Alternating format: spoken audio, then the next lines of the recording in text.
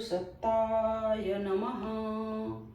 परम पूज्य गुरुदेव वेद मूर्ति तपोनिष्ठ पंडित श्री राम शर्मा आचार्य वाङ्मय रामायण की प्रगतिशील प्रेरणाएं। आइए पढ़ते हैं, सुनते हैं और समझने का प्रयास करते हैं। गायत्री मंत्र हमारे साथ साथ। ओम भूर्भुवः स्वाहा तत्सवितुर्वरेण्यं भर्गो देवस्य धीमहि धियो यो नः प्रचोदयात्। त्वदीयं वस्तु गोविन्द तुभ्यमेव समर्पये। जाके जुगपद कमल मनाऊं, जाके जुगपद कमल मनाऊं, जासु कृपा निर्मल मति पाऊं, जासु कृपा निर्मल मति पाऊं। सियावर रामचंद्र भज जय शरणम, जय जय सिया राम शंकर हरि ओम। राम राम जय जय राम सिया राम, राम राम जय जय राम सिया राम। मैं उन श्री जनक जी के दोनों कमलों को मानता हूँ जिनकी कृपा से निर्मल बुद्धि पाऊँ। निर्मल बुद्धि की कामना तुलसीदास जी और किसी पात्र से नहीं कर सके, क्योंकि वह केवल मातृशक्ति से ही मिल सकती है। दार्शनिक पक्ष से देखा जाए तो भी सद्बुद्धि की प्राप्ति गायत्री महाशक्ति से ही होने का तथ्य सामने आता है। गायत्री भी मातृ रूप है, उसे किसी भी नाम से माना और पुकारा जा सकता है। इससे अंतर कुछ भी नहीं पड़ता। व्यवहारिक दृष्टि से भी बच्चों को प्यार करने, मिठाई देने, खिलौने देने में तो सभी लोग रस लेते हैं, किंतु यदि बच्चा किसी भी प्रकार गंदा हो जाए तो उसे स्वच्छ बनाने के लिए माँ को ही पुकारा जाता है। निर्मलता प्रदान करना मातृशक्ति की अनुपम विशेषता है। फिर बुद्धि की निर्मलता तो वह विभूति है जिसके सहारे संसार की हर उपलब्धि पाई जा सकती है।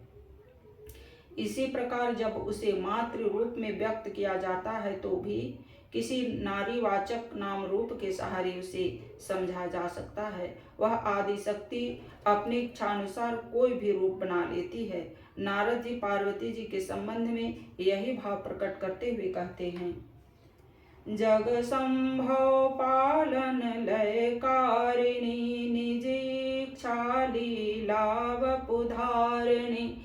सियावर रामचंद्र भज जय शरणम, जय जय सिया राम शंकर हरि ओम। राम राम जय जय राम सिया राम, राम राम जय जय राम सिया राम। वे जगत की उत्पत्ति, पालन और संहार करने वाली हैं और अपनी इच्छा से ही लीला के लिए शरीर धारण करती हैं। ईश्वर के पुरुष रूप के साथ जो विशेषण जुड़े रहते हैं वही सब नारी रूप के साथ भी जुड़े गए हैं। सृजक, पालक, संहारक वह तीनों ही रूपों में है। यदि प्रभु निज इच्छा निर्मित तनु है तो माँ भी निज इच्छा लीला वपु धारिणी है। वह महाचेतना जब दोनों रूपों में समान सामर्थ्य युक्त है तो फिर नर नारी में अंतर किस आधार पर रह जाता है। यह नारी के मातृशक्ति के अलौकिक रूप की बात हुई। लौकिक रूप में भी अद्वितीय है। लोग अपने पुरुषार्थ से, अपने गुणों से बड़े बड़े लोगों को प्रभावित कर लेते हैं, उन्हें अनुकूल बना लेते हैं, किंतु नारी तो उस पर ब्रह्म परमात्मा को भी शिशु बनाकर गोद में खेलने के लिए विवश कर देती है। व्यापक ब्रह्म निरंजन निर्गुण विगत विनोद, सो अज प्रेम भक्ति बस कौशल्या के गोद। सियावर रामचंद्र भज जय शरणम, जय जय सिया राम शंकर हरि ओम। राम राम जय जय राम सिया राम, राम राम जय जय राम सिया राम। जो व्यापक, निरंजन, माया रहित, निर्गुण, विनोद रहित और अजन्मा ब्रह्मा है, वही प्रेम और भक्ति के वश कौशल्या जी की गोद में खेल रहे हैं। पुरुष अपनी शक्ति से किसी बड़े व्यक्ति को मजबूर करके ऊपर से झुका भी ले तो भी वह अंदर से विद्रोही बना रहता है, किंतु यह नारी की भाव शक्ति ही है जो उस सकल ब्रह्मांड नायक को भी हर प्रकार वश में कर लेती हैं। सामान्य रूप से लोग भावुकता के क्षणों में अपना बौद्धिक संतुलन खो देते हैं। जो उसे बनाए रखता है उसे बुद्धि विवेक की दृष्टि से महान माना जाता है। इस कसौटी पर तो नारी खरी उतरती है। भगवान के अवतरण की इच्छा से मनु एवं शत्रुपा तप करते हैं। भगवान उनके तप से प्रभावित होकर प्रकट होते हैं और वरदान मांगने को कहते हैं। मनु उस समय भावना में बह जाते हैं, प्रभु को अपने पुत्र रूप में आने को कहते हैं, किंतु शत्रुपा रानी अपनी इच्छा पीछे करके प्रभु की इच्छा को ही प्रधानता देती है। वे कहती है कि आप हमारा हित अधिक समझ सकते हैं। जो विभूतियां आप अपने प्रिय भक्तों को देना उचित समझते हैं वही हमें दें।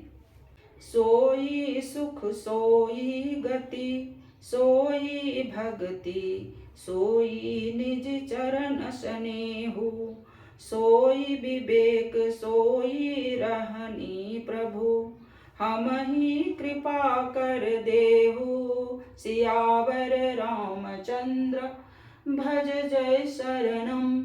जय जय सिया राम शंकर हरि ओम।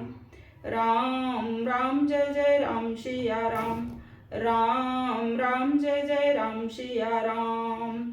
हे प्रभु, वही सुख वही गति वही भक्ति वही अपने चरणों में प्रेम वही ज्ञान और वही रहन सहन कृपा करके हमें दीजिए। मनु और शत्रुपा दोनों का प्रेम भगवान के प्रति सम्मान था। उन्होंने तब भी सम्मान किया था। फिर मनु अपनी सुखानुभूति को प्रधानता दे बैठे और शत्रुपा ने अपनी इच्छा प्रभु के निर्णय में मिला दी। यह कैसे संभव हो सका? इसका कारण है कि नारी की सहज पवित्रता और समर्पण बुद्धि, इन विशेष के कारण तात्विक दृष्टि से नारी ईश्वर के अधिक निकट रहती है, उसे अधिक स्पष्टता से अनुभव कर पाती है, इसलिए उनके अधिक अनुकूल रह पाती है। किसी विषय की जानकारी होना तथा उस संबंध में अनुभूति होना, दोनों में बहुत अंतर है। भगवान सर्वव्यापी है, यह जानकारी सभी को होती है, किंतु उसके विश्व व्यापी विराट रूप की अनुभूति विरलों को हो पाती है। नारी में यह क्षमता पुरुष की अपेक्षा अधिक है। जब भगवान राम बालक के रूप में अवतरित हो गए, तब पिता दशरथ नहीं कौशल्या ही उनका विराट रूप देखने में सफल हो सकी। प्रभु ने उन्हें ही वह दिव्य दर्शन दिए। देख रावा मात ही निज अद्भुत रूप अखंड, रोम रोम प्रति लागे कोटि कोटि ब्रह्मांड सियावर रामचंद्र भज जय शरणम। जय जय सिया राम शंकर हरि ओम। राम राम जय जय राम सिया राम, राम राम जय जय राम सिया राम। आज के वीडियो में इतना ही। लाइक सब्सक्राइब और शेयर करें। धन्यवाद। ओम शांति।